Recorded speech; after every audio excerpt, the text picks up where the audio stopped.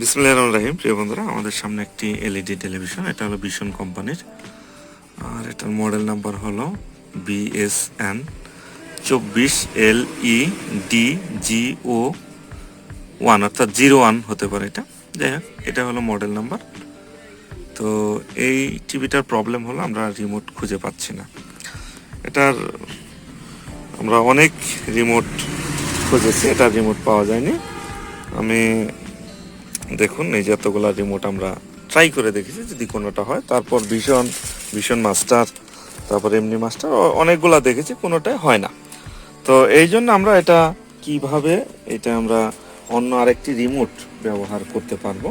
টিভিটা একটু অন করে দেখে। আসলে আপনারা যখন এইগুলার কাজ করবেন, অবশ্যই এরকম প্রবলেম ফেস হবে যে রিমোট পাচ্ছেন না। অনেক আনকমন টিভি থাকে। এইগুলো আমরা কিভাবে ইচ্ছা মতো রিমোট আমরা করতে পারবো। টিভি লাইনটা দেওয়া নাই? আচ্ছা, দেখি চালু এবার। আচ্ছা, দেখুন টিভিটি চালু হয়ে গেছে।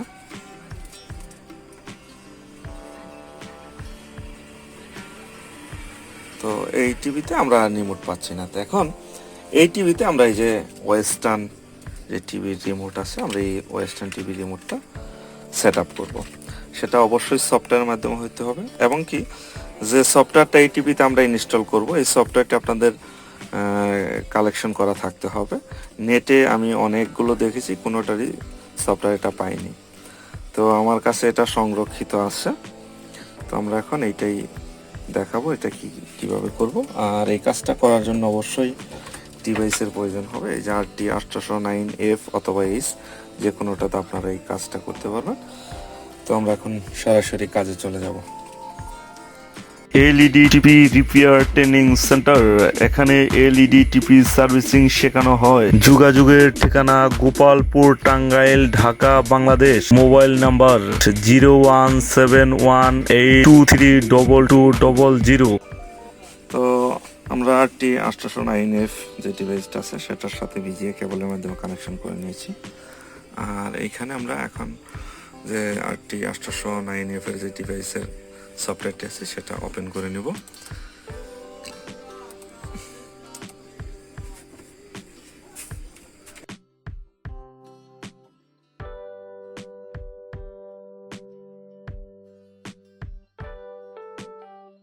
সফটওয়্যারটি ওপেন করে নিলাম। তো আপনারা সবসময় এটার ব্যাকআপ নিয়ে নেবেন। আমরা ব্যাকআপ নিয়ে নিব।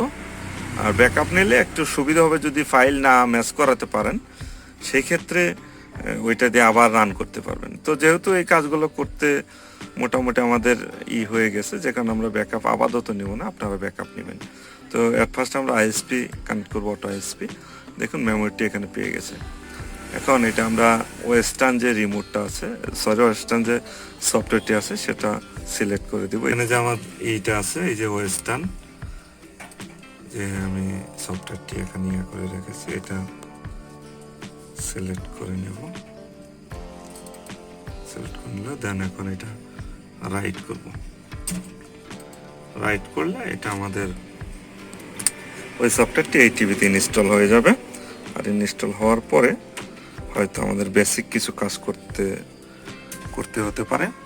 দেন তারপর আমাদের এই ওয়েস্টার্ন যে রিমোটটা আছে সেই রিমোটটা কাজ করা শুরু করবে। এখানে আমরা একটু ওয়েট করব, সফটওয়্যারটা ফুললি যেন রাইট হয়, অর্থাৎ ইনস্টল হয়। এগুলা কিন্তু আমাদের ইউএসবি দ্বারা কমপ্লিট হবে না, কারণ এগুলা অন্য একটি, এটা হলো ভিশন টেলিভিশন আর ওইটা হলো ওয়েস্টার্ন টেলিভিশন। শুধুমাত্র মাদারবোর্ডের কিছু দিক দেখে আমরা নির্বাচন করি যে এই মাদারবোর্ডে এই সফটওয়্যারটি ইনস্টল করা যাবে। আর এই মডেলের যে ওয়েবসাইটে যে ইয়াগুলো আছে, ফাইলগুলো আছে, আমি ডাউনলোড করে দেখেছিলাম, সেগুলো দিয়েও কাজ হয় না। সেগুলো দিয়ে হয়তো বার্নিং মোডের মতো আসে বা রেজুলেশন ম্যাচ করেন ইত্যাদি অনেক সমস্যা হয়। তো যে কারণে আমরা এই সফটওয়্যারটি আগের থেকেই কালেক্ট করা ছিল। তো আমরা এখন এটা ইনস্টল করে দেখি কি হয়।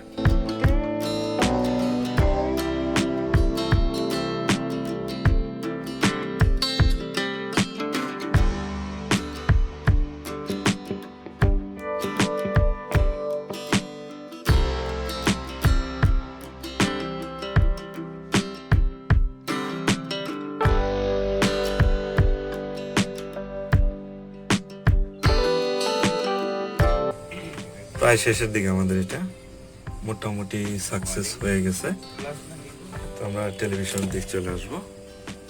দেখুন টেলিভিশনে যে ওয়েস্টার্ন লেখা আসছে।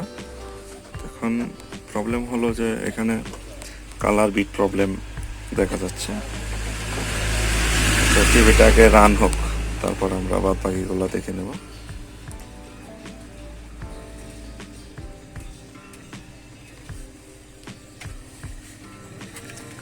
দেখুন এই রিমোট এই যে কাজ করতেছে, তবে এই যে কালার বিট প্রবলেম, তো এই জন্য আমরা ইয়া করতে পারি, আপনার ফ্যাক্টরিতে ঢুকে মেনু 1147 ফ্যাক্টরিতে ঢোকার পরে এই যে এখন কালার বিটটা আমরা ঠিক করে নেব। প্যানেল সেটিং, প্যানেল সেটে এই যে কালার বিট দেখুন আমাদের কিন্তু এখন এই যে কালার বিটটা ঠিক হয়ে গেছে। তো এখন কিন্তু মোটামুটি আমাদের এই রিমোটে 100% এই টিভিটা চলবে। আসলে যে সকল টিভিতে আমরা রিমোটগুলো না পাবো বাজারে বা রিমোট ম্যাচ না করাতে পারবো, সেই ক্ষেত্রে আমরা এই পথ অবলম্বন করে আমাদের কাজগুলো করে নিতে পারবো। তুফান ভিডিওটা ধরো তো, ডিসলাইনটা দিয়ে দেখি। তো যেহেতু আগের থেকে বোর্ড থেকে রিড করা, সেক্ষেত্রে আমাদের হয়তো সেন্টার ধরা থাকে, অথবা আমি ফটো সার্চ করে নেব। দেখুন দেখুন আমাদের মোটামুটি অল ওকে।